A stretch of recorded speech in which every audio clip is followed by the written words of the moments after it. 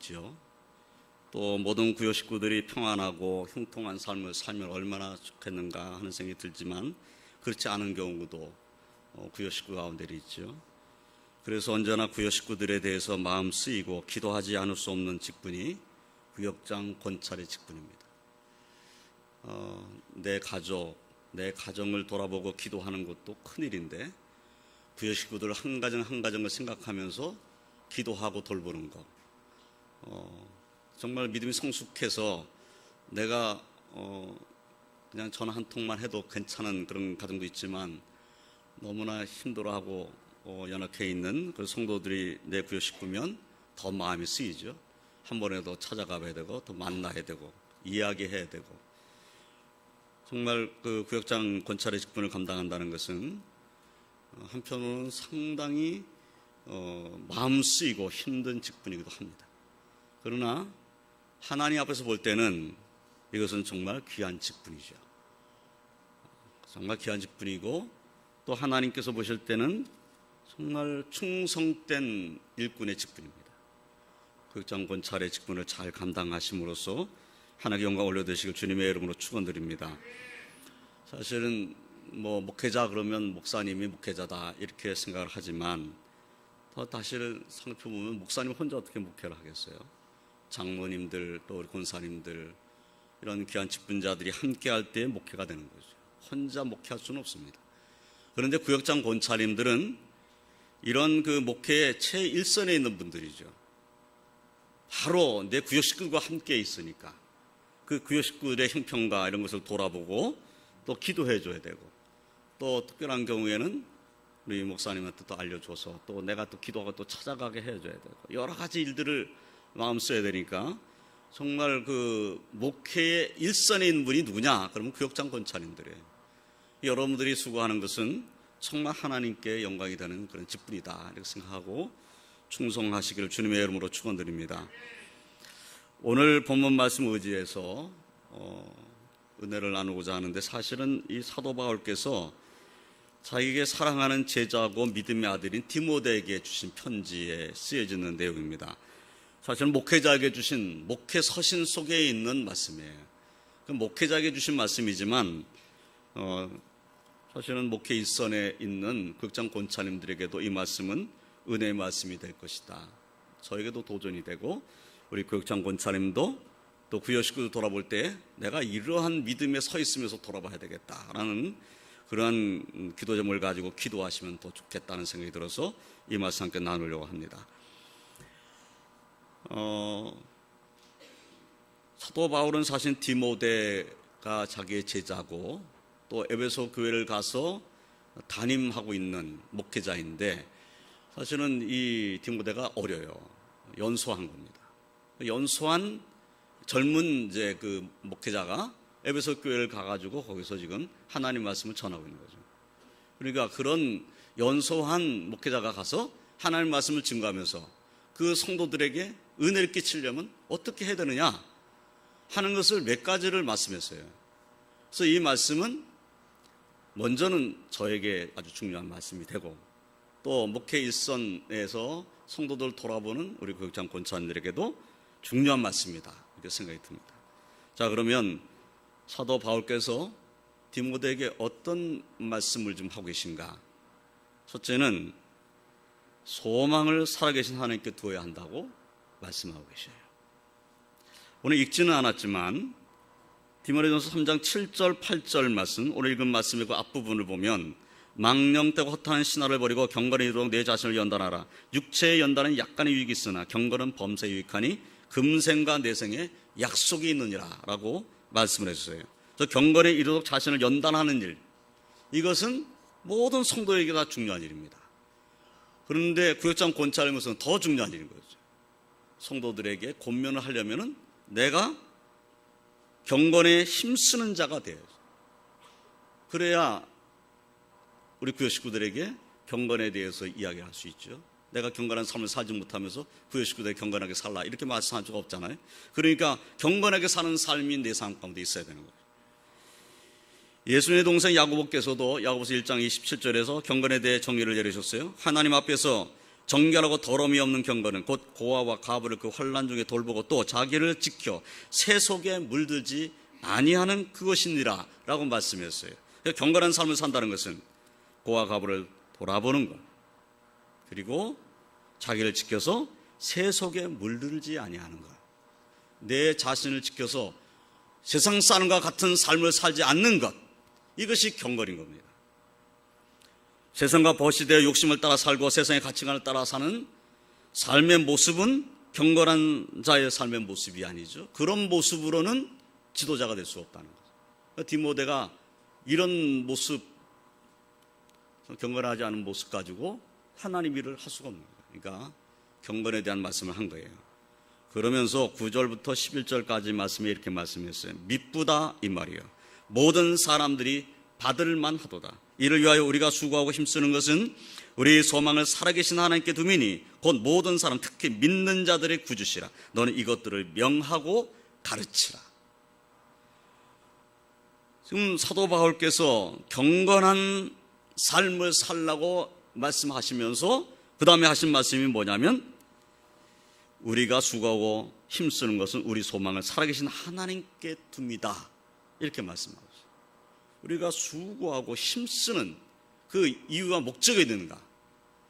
우리의 소망을 살아계신 하나님께 두는 것이기 때문이다.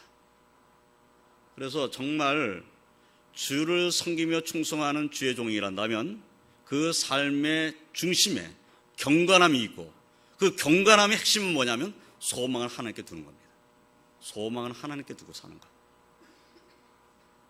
그래서 부여 식구들이 어렵고 힘들어 할 때에 권면해야 될 말씀이 뭡니까? 권면하는 말씀은 아무리 어려워도 소망은 하나님께 두고 살자, 이렇게 우리가 권면해야 되잖아요. 그렇게 권면하려는데 내가 하나님께 소망을 두고 살지 않아. 그러면 어떻게 권면이 되냐고 말해요. 권면을 듣는 사람이 이렇게 말할 거예요. 당신이나 하나님께 소망 두고 살아요.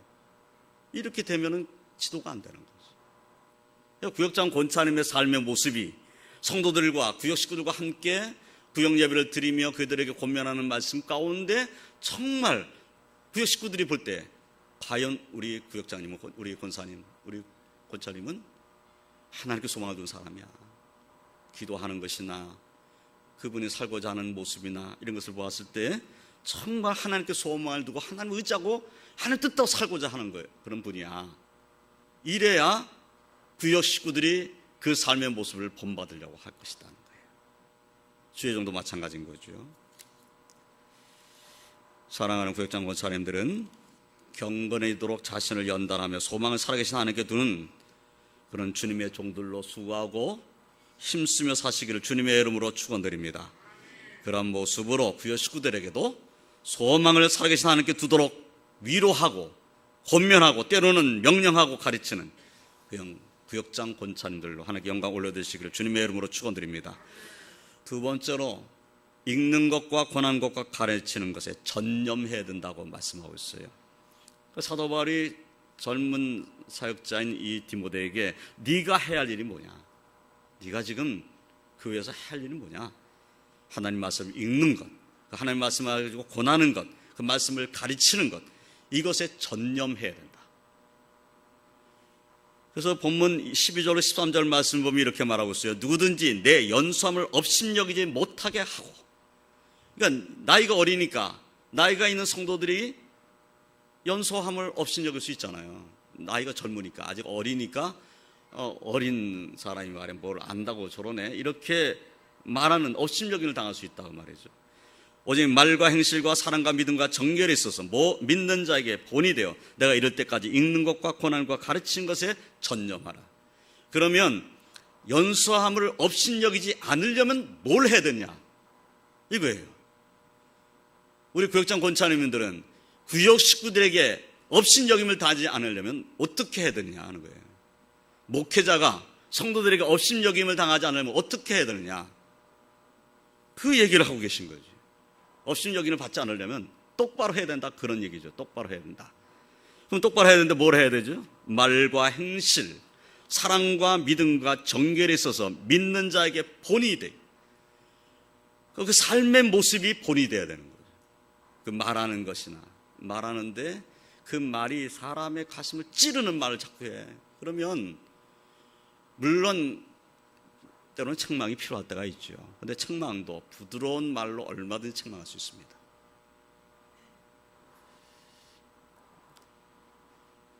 부드러운 말로도 상대방을 꼼짝 못하게 만들 수도 있어요.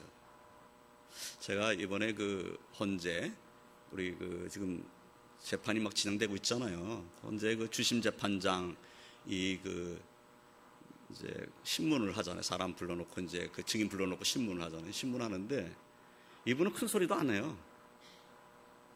그냥 얘기를 해요. 그냥 얘기하면서 상대방 증인이 물론 이제 이 사람은 뭐 피의자로 붙잡혀온 사람이기도 하지만 그 사람에게 묻는데 큰 소리도 안 하고 꼼짝 못하게 말하는. 그래서 결국은 나는 모르겠다는 말을 한다든지 또는 그것은 이것입니다라고 말할 수밖에 없게 만드는 그런 모습을 보았어요. 이야, 그래. 말도 부드럽게 말하면서 상대방을 꼼짝 못하게 할 수 있는 방법이 있는 거죠. 내가 부드럽게 말하면서도 상대방에게 은혜 끼치면서 그 상대방을 내가 잘못된 것 같은데 라고 생각하게 만들 수도 얼마든지 있다는 겁니다. 언성만 높여가지고 해결되는 것이 아니에요. 그렇죠? 또 행실도 역시 마찬가지입니다. 그 사람의 삶의 모습은 구역 식구들과 함께 어울려 있으니까 구역 식구들에게 나의 삶의 모습이 드러나지 않을 수가 없어요. 드러나게 되어 있습니다. 내가 말과 행실이 드러날 수밖에 없어요. 그런데 나의 삶의 모습이 성도들에게 본이 되어야 본면이 된다는 겁니다. 사랑하는 모습, 나의 믿음을 가지고 있는 모습, 나의 삶의 정결한 모습들, 이런 것들이 성도들에게 삶의 모습으로 교훈이 되는 거죠. 나도 저런 가정을 이루며 살고 싶다라는 생각이 들게 그런 구역장 권사님의 가정의 삶의 모습이 돼야죠. 그렇게 되기 위해서 기도하고 힘들어한 것들을 다 하나님께 맡기고 기도하는 이런 모습. 그래, 우리 구역장님을 보니 어렵고 힘들 때 기도하시더라. 그런 모습이 도전이 되는 거예요. 내가 이럴 때까지 읽는 것과 고난과 가르치는 것에 전념하라. 그러면 업신여김을 당하지 않으려면 어떻게 해야 되느냐? 계속 하나님 말씀을 읽는 것, 그리고 하나님 말씀을 의지해서 권하는 것, 가르치는 것, 하나님 말씀을 그 삶의 중심에 놓고 사는 것, 이 삶의 모습이 업신여김을 당하지 않는 모습이라는 겁니다. 구역장 권사님들이 사실 우리 교회에서 업신여김을 받는 구역장 권사님들은 안 계신데 보다 더 존경받고 보다 더 구역 식구들에게 은혜를 끼치려면 오늘 이 말씀 우리가 순종해야 되겠죠. 말과 행실과 사랑과 믿음과 정결이 있어서 믿는 자에게 본이 되는 것, 그리고 하나님 말씀을 읽는 것, 권하는 것, 가르치는 것. 적어도 읽는 일에는 전념할 수 있어야 됩니다. 우리 하나님 말씀을 읽는 일을 부지런히 하시길 바랍니다. 그래서 우리가 하나님 말씀을 내가 많이 묵상함으로 구역 식구들에게 하나님 말씀으로 권면하고 가르칠 수 있잖아요. 말씀이 없으면 엉뚱한 세상 얘기하게 되겠습니다. 엉뚱한 세상 얘기를 해가지고 세상 말로 권면하려고 그러는 거예요. 그런데 하나님 말씀을 알면 하나님 말씀으로 권면할 수 있잖아요. 하나님께서 이렇게 말씀하셨다. 예수님께서 이렇게 말씀하셨다. 사도는 이렇게 말씀하셨다. 하나님 말씀을 가지고 하나님께서 이렇게 말씀하셨다고 권면할 수 있고 가르칠 수 있어요. 만약에 내가 하나님 말씀을 모르면 텔레비전에 어떤 박사가 나왔는데 이렇게 말하더라고. 그런 말밖에 못하는 거예요. 정말 성도들에게 줘야 할 말씀은 하나님의 말씀인 거죠. 세상 누구 어떤 박사의 말이 아니고 어떤 철학자의 말이 아니라 주님께서는 뭐라고 말씀하셨는지, 하나님께서는 이런 형편의 어려운 가운데 있을 때 뭐라고 말씀하셨는지, 어떻게 하라고 말씀하셨는지를 말씀으로 권면할 수 있어야 그것이 옳은 것 아니냐는 거예요. 주의 종들은 당연히 하나님 말씀을 읽는 것이 중요한 것이고, 또한 우리 구역장 권사님들이 정말 성도들을 사랑한다면, 내 구역 식구들을 정말 사랑한다면 자신이 하나님 말씀을 읽는 일에 전념하셔야 합니다. 하나님 말씀 읽는 것을 게을리해서는 안 됩니다. 아침 저녁으로 하나님 말씀을 꼭 읽으시기 바랍니다. 그래서 누구보다도 부지런히 성경을 읽으세요.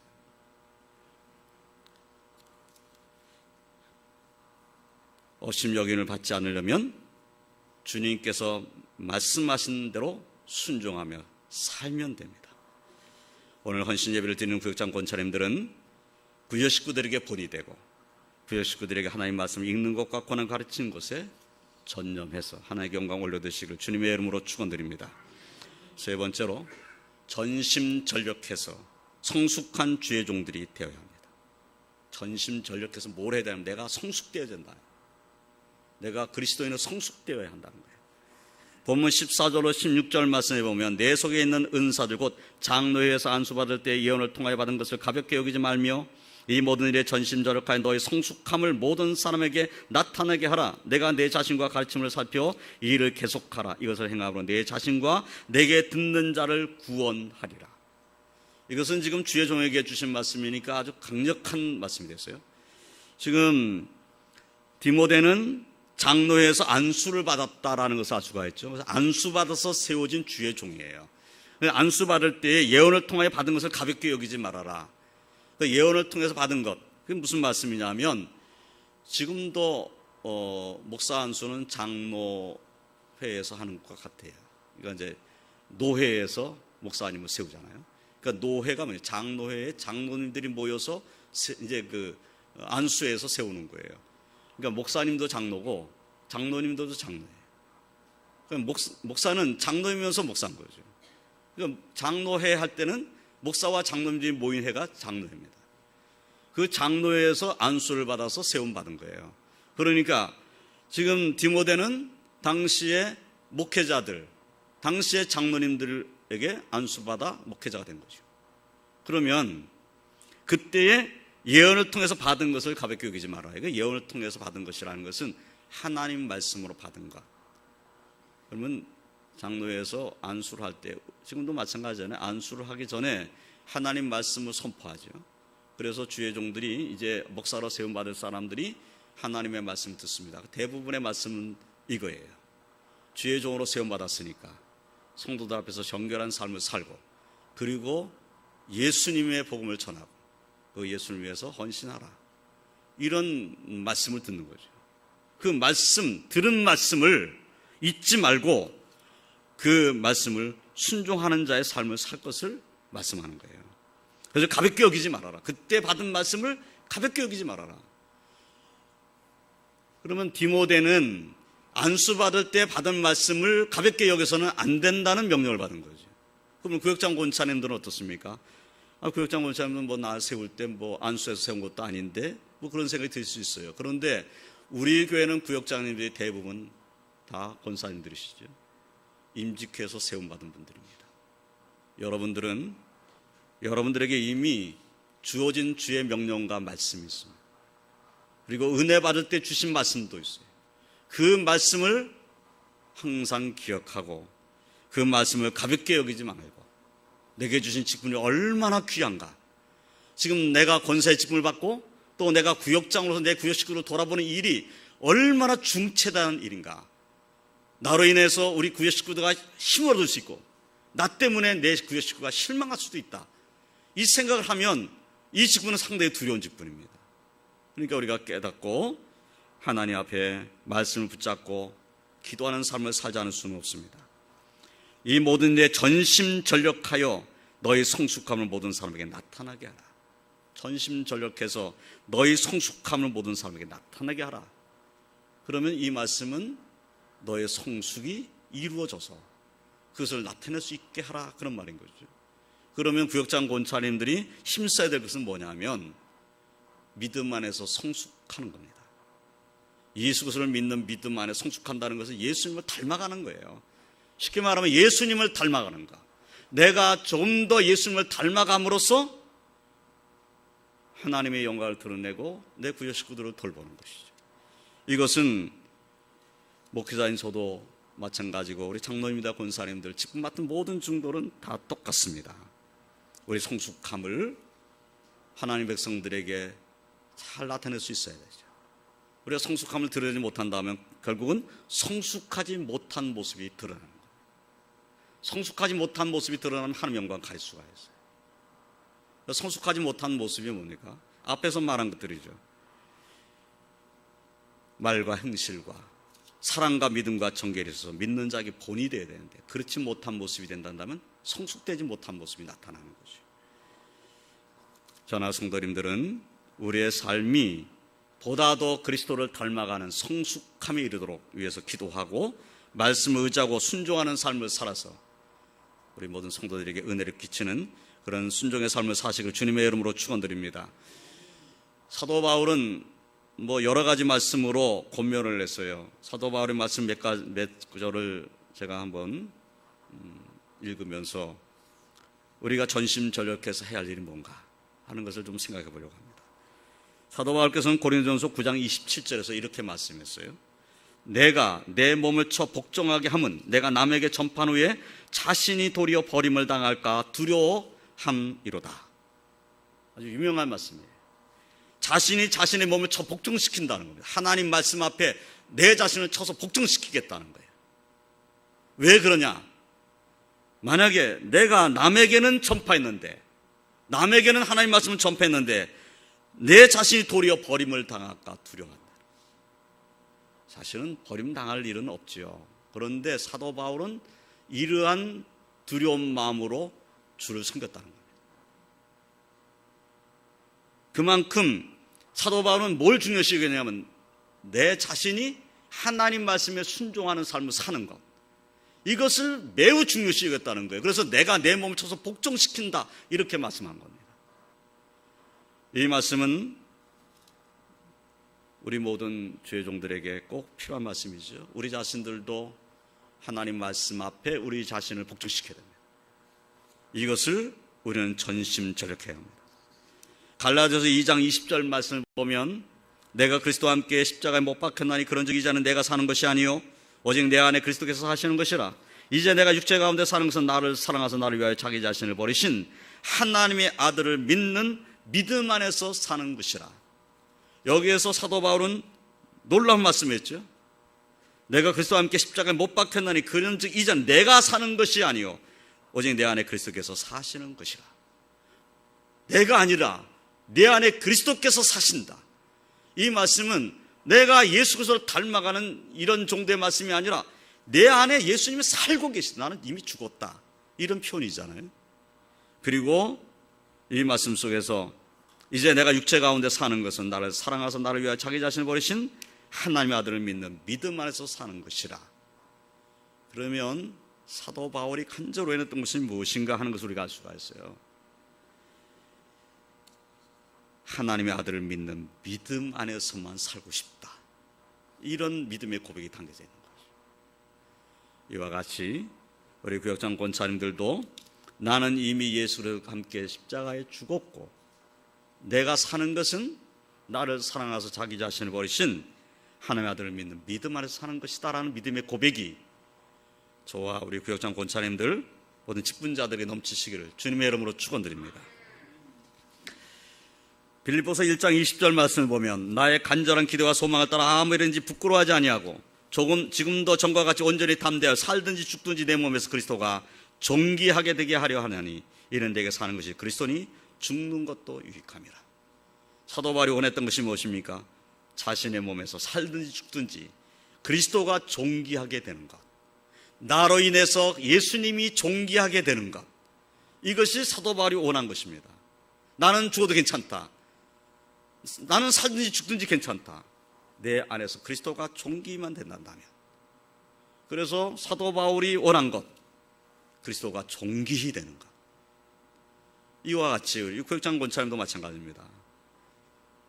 내 삶을 통해서 예수님이 존귀하게 되는 것, 나를 만나는 사람이 정말 예수님이 귀한 분이구나 이렇게 되는 것, 이것이 우리의 삶의 모습이어야 되겠다는 것이에요.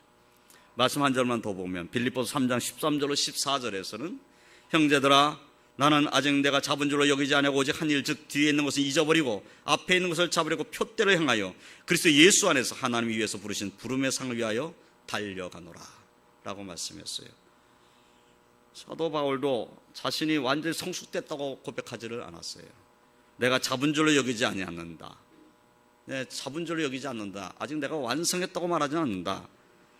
오직 한 일, 즉 뒤에 있는 것을 잊어버리고 앞에 있는 것을 잡으려고 표대로 하는 그리스도 예수 안에서 하나님 위해서 부르신 부름의 상을 위하여 달려간다.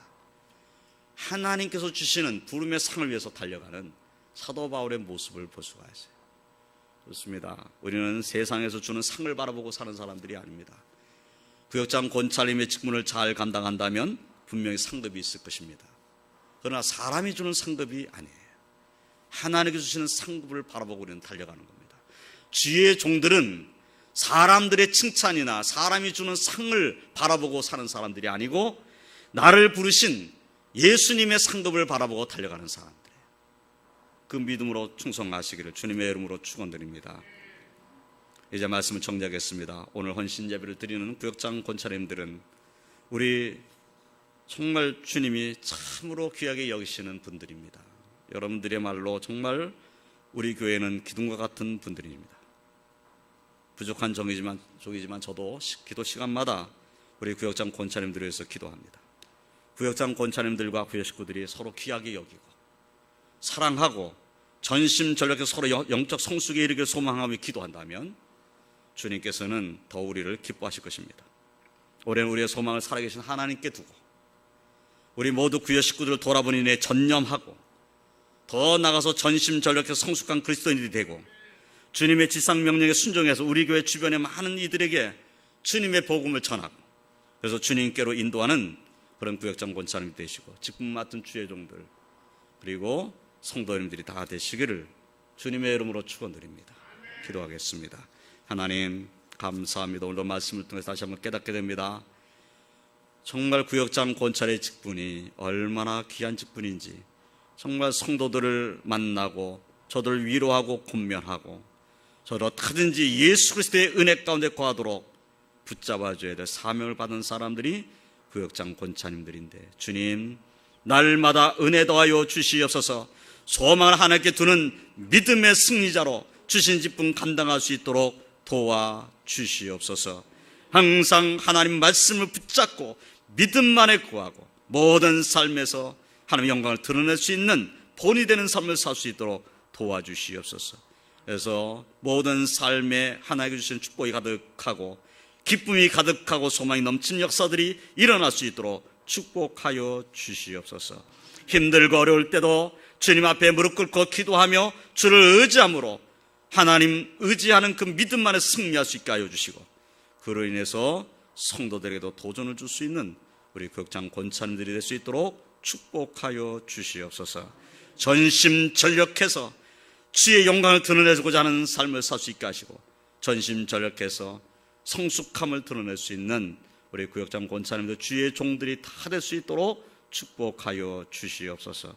주님 주의 일을 감당해야 되겠사오니 주께서 날마다 책임지시고 강건케 하여 주시옵소서. 또한 경제적 어려움 당하지 않도록 도와주시옵소서. 그래서 주신 직분 감당할 때에 힘있게 감당하고 충성스럽게 감당하고 하나님께 영광 올려드릴 수 있는 그날 은총으로 채워주시옵소서. 예수님의 이름으로 기도드리옵나이다.